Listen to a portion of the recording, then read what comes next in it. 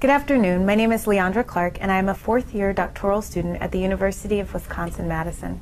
Currently, I'm at the Association of Black Psychologists 40th Annual Convention. It's August 4th, 2008, and I have the distinct honor of interviewing Dr. Kathy Burlew. Dr. Burlew, thank you for being here this afternoon. No, and thank you for inviting me to participate. Of course. I want to start off today by asking you a little bit about your background, where you're from, where you grew up. Okay. Well, I grew up in Cincinnati. Okay. Went to a public high school in Cincinnati, a little bit unusual high school though, but I'll talk about that a little later. And then I went to the University of Michigan. All right. Went there for undergrad and graduate school. I was at the University of Michigan at a time when social unrest was high, and thought I wanted to be a social psychologist to study some of those issues that we were dealing with. Right. So I got a PhD in social psychology and went back as a faculty member at University of Cincinnati. But there was always a part of me that had an interest in clinical as well as social psychology. Right. So eventually that urge just kept nagging at me, and I went back and retrained Oh my goodness. in Ohio doing a postdoc in clinical psychology. And so now much of what I do is more clinical psychology than social psychology. Wow. And I've been a faculty member then throughout my career at the University of Cincinnati, where I'm a professor now of psychology. Great. So, when you were younger, when you were growing up, what were some of the early messages about education that you received, and where did they come from? Okay. I'm first generation college, but my parents' reference group was college. Okay. And so as long as I can remember, there was an expectation that I would go to college. And my father's Saturday morning lectures was getting ready for college. And then my mother didn't get to go to college because of her own mother's illness when she was in high school. But once I became a faculty member at the University of Cincinnati, she came back and went to college. Oh my and goodness. so I was, she graduated from college while I was after I became a faculty member there at the same institution. Oh my goodness, that's so precious. So family, I think, is an important part of the message. Then Cincinnati is kind of unique. Even though I went to public school, we have a college prep public school that really does a good job in training people and giving the message that college is important. And I would say that virtually everybody from my high school went to college, maybe 90% or so. So there was a constant message that we were going to college. Wow. So. And you all bought into that message and pursued it. Right. Wow. Yeah. So what were some of the other models that you had, other than parents? What were some of the other influences that really... Well, I met a lady when I was in maybe the 7th or 8th grade who was a psychologist. Okay. I didn't have any psychologists in my family or in my community or anything, but I met a lady who was a psychologist, and she had a jamboree every year. She called it the College Jamboree, but it was really more of like a career conference. Okay. And so I learned about a lot of careers, but I think I was more inspired by her, that here I was meeting this woman who is a psychologist. I didn't know any psychologists, and I would say that she was a big part of my deciding in high school to become a psychologist. I had other mentors in college. One of my mentors mentored, even though she was not the person that I just mentioned, Dr. Edwards, was African American, but my mentor in college and in graduate school was Dr. Pat Gurin, who was a special faculty member at Michigan and mentored many of us in the careers that we were headed towards. And I think to a large extent I've used her as a model throughout my career of how to be supportive to, I'd like to think that I'm half as supportive to African American students as she has been over the years. Wow. So you had some very, prominent influences on your development as a student. What was it like when you got to Michigan? You said that the political climate was just, there's a lot of unrest and there's a lot of things going on. So tell us what it was like to be a student at that time. Well, the story for me starts kind of in high school, even though the high school that I went to, it was, was encouraging everybody to go to college. It was, I think Michigan was something that was kind of special for somebody to decide to go to Michigan. And my own counselor in high school, when I told her I wanted to go to Michigan, discouraged me. Told me that she didn't think that I had the grades or the background to go to Michigan. Actually, I shared with her that there were some people in my class, in the class of the head of me, who I think I had the same grades, and if they went to Michigan, I thought I could go to Michigan. And so she went into the back room and looked at their records, and when she came out, it was she kind of reluctantly said, maybe you can go to Michigan.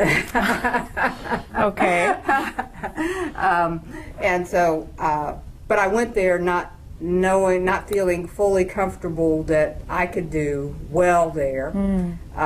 And even though it turned out to be a good experience for me and a number of people, I was sharing with some other friends that I don't think that I got particularly the kind of mentoring as an undergrad that I would have gotten had I gone to an HBCU. And I think size has a lot to do with it, that just being in, a Big Ten environment with 200 and 300 people in the classroom, that I didn't stand out in any way. And I don't remember in undergraduate so much anybody coming up to me and saying, you look like you could go on to graduate school. Of course, I had Dr. Gurin in graduate school who did that.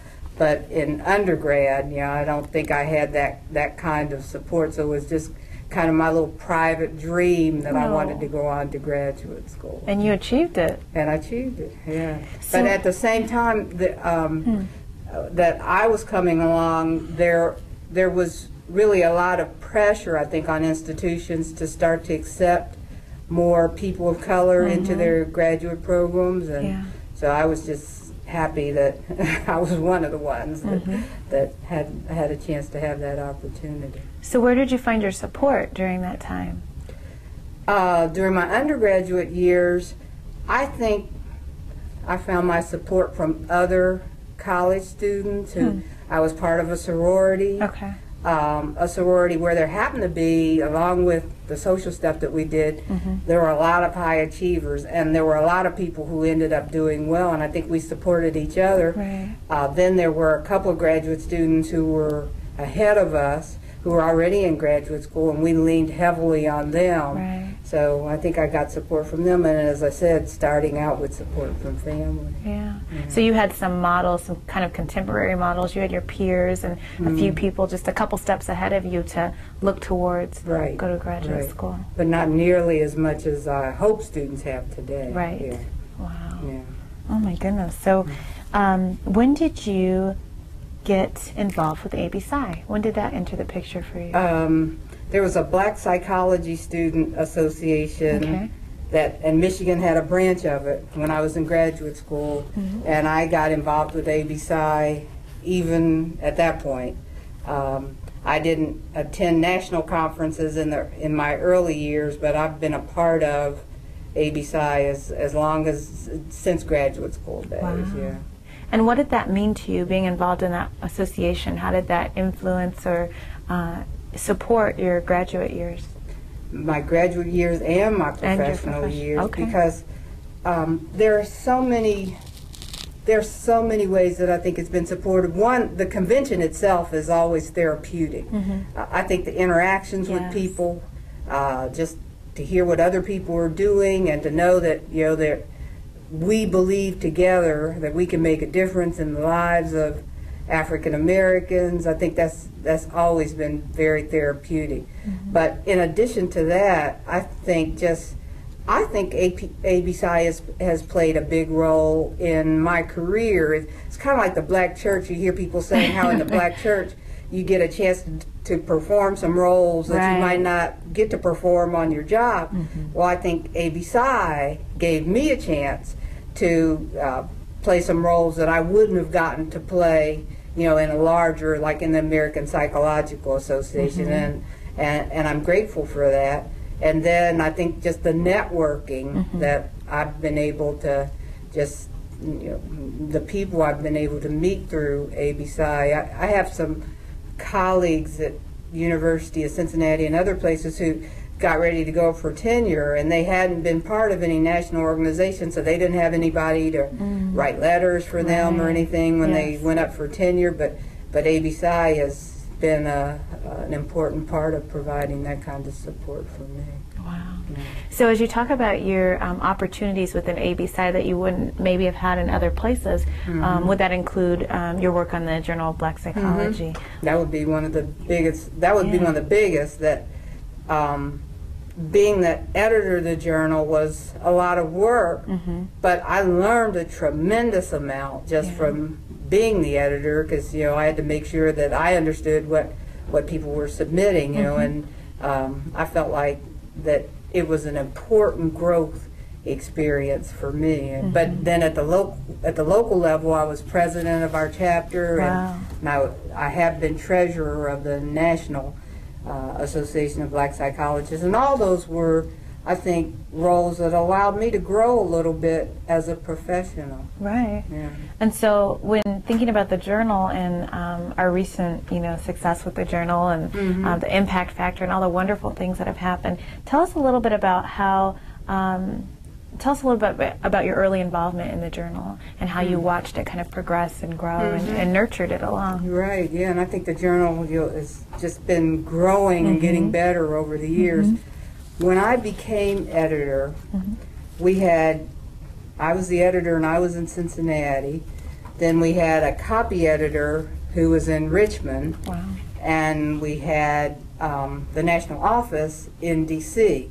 And just coordinating that was a tremendous load. And then we were all paper driven as opposed to electronic submissions. And I really believe that it was a good move for us to go to Sage Publications, because there was a lot that we were trying to do for our own, on our own, that Sage, as professionals in that area, could do for us.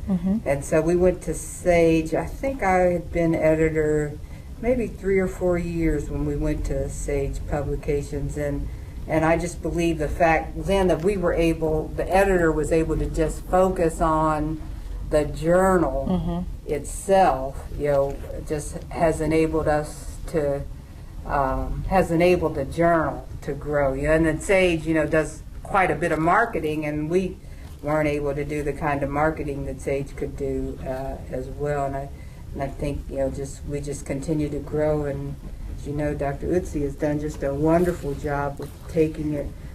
I like to think that along the way, each one of us has kind of taken it to another level, and so we have a product that we're very proud of. And I think what's different now from in the very early years is that the impact factor has opened up the door for some people to submit articles to the journal whose universities in the past probably said, well, no, you can't submit to the, or we won't count it if you submit it to the journal. But I think now it'll continue to grow because of the impact factor. That's so exciting. Yeah, that's so exciting. And you had a hand in that. You had a heavy hand in that. I think everybody along the way. Wow. So, as you think about your involvement in ABSI, what do you think are your proudest moments being a part of this organization? My proudest moments. Well, I think the growth of the journal under my editorship, and now its growth since then, those are things that I take great pride in. But another source of pride for me is how the association has created opportunities for students to get opportunities that they might not otherwise get. You know, this year, for example, I brought 3 graduate students, 3 doctoral students, and 2 postdoctoral students to the convention, and they were all presenting. Wow. And just to see them becoming a part of the family, a part of the network, I think that's, I take a lot of pleasure in that, a lot of pride in that. As you should, and so you're contributing back to ABSI. Yeah, but it's just seeing that, you know, that we're growing in terms of affecting the careers of the next generation as they're coming on. You know, I think it's a good thing, and I think we're at a good place now, the association. And as you look back on the past 40 years, you know, we're 40 years old now. Where do you think the future of the organization should go? I would like to see us involved more in policy issues. That now that we're 40 years old and we've been around for 40 years, I think that, you know, we have important statements that we could make about what's good for our people and what's in the best interest of our people. So that's one area that I would like to see us become even more involved in, because I pride myself, I like to think of myself as an academician anyway. I would like to see our association become more and more involved in academic research. That I think we live in a time where we need more evidence-based research to support some of the interventions that all of us are involved in doing, but we need evidence to show those, and I think ABSI could be in the forefront of demonstrating the efficacy of evidence-based treatments for our people. You know, I had a chance just this year to review the literature. I'm a substance abuse researcher, and I had a chance just this year to do a review of the literature on substance abuse research, and for adults, there's very little in terms of rigorous clinical trials for substance abuse research, and I would like to see us develop that research. And then we looked at adolescents, and it's the same thing, that there's very little that's actually evidence-based in terms of prevention and treatment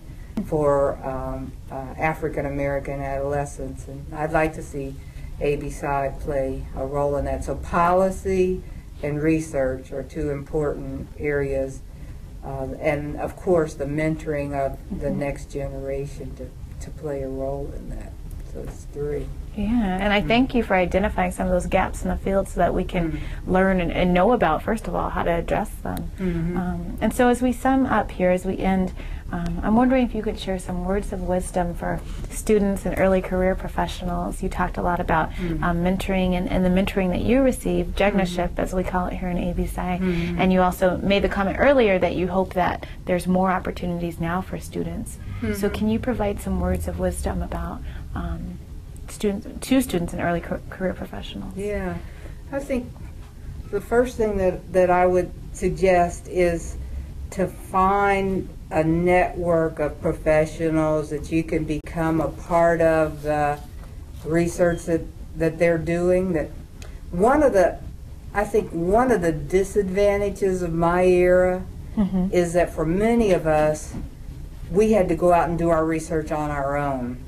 But there are now in this next generation, I think I see at a conference where you and I both were, I think I see evidence that there are a number of African American researchers who are interested in doing interventions, but are developing those interventions sometimes without taking full advantage of the fact that there are other people who have been working in some of those areas for 20 years. So I would encourage early career people not to reinvent the wheel, not to feel like they have to reinvent the wheel, but to attach themselves to professionals and researchers and see if they can't just take Professor X's research to the next level, Right. rather than, you know, starting all over again. You know, and that to me, that's what true mentorship and menteeship is all about. That